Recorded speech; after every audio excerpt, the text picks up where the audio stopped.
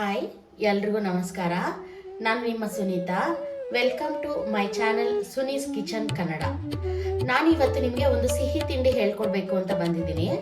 ಇದನ್ನ ಪ್ರಸಾದವಾಗಿ ಕೂಡ ಯೂಸ್ ಮಾಡ್ಬೋದು. ಇದರ ಹೆಸರು ಬಂದು ಹಯಗ್ರೀವ ಅಂತ ಕರೀತಾರೆ, ಅಥವಾ ಹಯಗ್ರೀವ ಮಡ್ಡಿ ಅಂತಾನೂ ಕರೀತಾರೆ ಇದನ್ನ. ಇದು ಉಡುಪಿಯಲ್ಲಿ ತುಂಬಾನೇ ಫೇಮಸ್ ಆಗಿರೋ, ಪಾಕ ಪದ್ಧತಿಯಲ್ಲಿ ಫೇಮಸ್ ಆಗಿರೋ ತಿಂಡಿ ಅಂತಾನೂ ಹೇಳ್ಬೋದು. ಮತ್ತೆ ಇದು ಶ್ರೀ ಕೃಷ್ಣ ಪರಮಾತ್ಮನಿಗೆ ತುಂಬಾ ಇಷ್ಟವಾದ ನೈವೇದ್ಯ ಕೂಡ ಹೌದು. ನಾವು ದೇವರಿಗೆ ಇದನ್ನ ನೈವೇದ್ಯವಾಗಿ ಕೂಡ ಬಳಸಬಹುದು. ಬನ್ನಿ, ಈ ಹಯಗ್ರೀವ ಪ್ರಸಾದನ ಹೇಗ್ ಮಾಡೋದು ಅಂತ ನಾನು ನಿಮ್ಗೆಲ್ಲ ತೋರಿಸ್ತೀನಿ.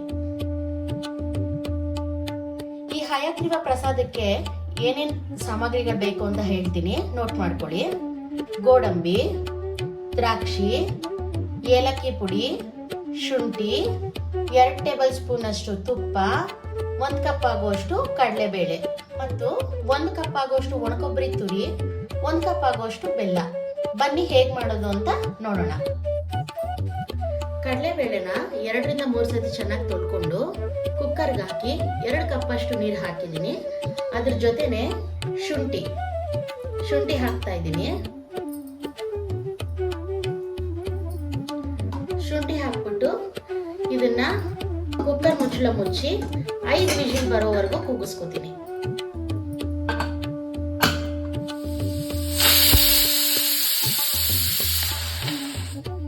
ಈಗ ಕಡಲೆಬೇಳೆ ಮತ್ತೆ ಶುಂಠಿ ಹಾಕ್ಬಿಟ್ಟು 5ರಿಂದ 6 ವಿಜಿಲ್ ಕೂಗಿಸ್ಕೊಂಡಿದ್ದೀನಿ.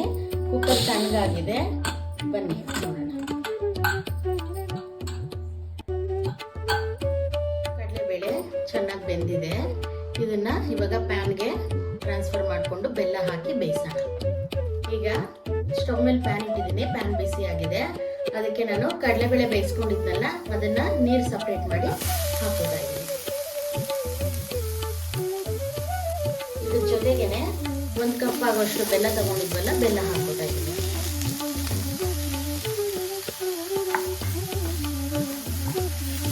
ಈಗ ಈ ಬೆಲ್ಲ ಕರಗೋವರೆಗೂ ನಾವು ತುಪ್ಪದಲ್ಲಿ ಗೋಡಂಬಿ ಮತ್ತೆ ದ್ರಾಕ್ಷಿನ ಫ್ರೈ ಮಾಡ್ಕೊಳ್ಳೋಣ. ಒಂದ್ ಸೈಡ್ ಬೆಲ್ಲ ಕರ್ಗಕ್ಕೆ ಇಟ್ಟಿದ್ದೀನಿ ಬೇಳೆ ಜೊತೆ. ಇನ್ನೊಂದ್ ಕಡೆ ಪ್ಯಾನ್ ಇಟ್ಕೊಂಡು ಅದಕ್ಕೆ ತುಪ್ಪ ಹಾಕ್ತಾ ಇದ್ದೀನಿ. ತುಪ್ಪ ಕಾದ್ಮೇಲೆ, ತುಪ್ಪ ಬಿಸಿ ಆಗಿದೆ, ಗೋಡಂಬಿ ಹಾಕೋತಾ ಇದ್ದೀನಿ.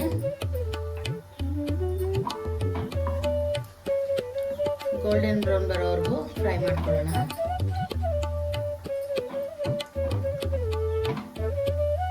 ಹಾಗೇನೆ ದ್ರಾಕ್ಷಿ ಕೂಡ ಹಾಕೊಂಡಿದ್ದೀನಿ.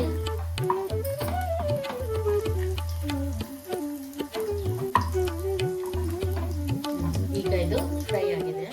ಬೆಲ್ಲ ಎಲ್ಲ ಚೆನ್ನಾಗಿ ಕರಗಿದೆ. ಈಗ ಇದನ್ನ ಸ್ಮ್ಯಾಶ್ ಮಾಡೋ ಹಾಗೇನಿಲ್ಲ, ಹಿಂಗೆ ಇರಲಿ. ಈಗ ಇದಕ್ಕೆ ಏಲಕ್ಕಿ ಪುಡಿ ಹಾಕ್ತಾ ಇದ್ದೀನಿ. ಹಾಗೇನೆ ಒಣಕೊಬ್ಬರಿ ಹಾಕ್ತಾ ಇದ್ದೀನಿ. ಹಾಕ್ಬಿಟ್ಟು ಚೆನ್ನಾಗಿ ಮಿಕ್ಸ್ ಮಾಡಿ.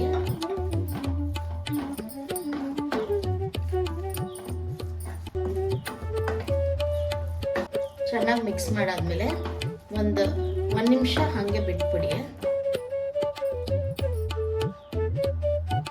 ಈಗ 1 ನಿಮಿಷ ಆಗಿದೆ. ಹುರಿದಿಟ್ಕೊಂಡಂತ ಗೋಡಂಬಿ ಮತ್ತೆ ದ್ರಾಕ್ಷಿನ ಹಾಕೋತಾ ಇದ್ದೀನಿ. ಹಾಕ್ಬಿಟ್ಟು ಮಿಕ್ಸ್ ಮಾಡಿ.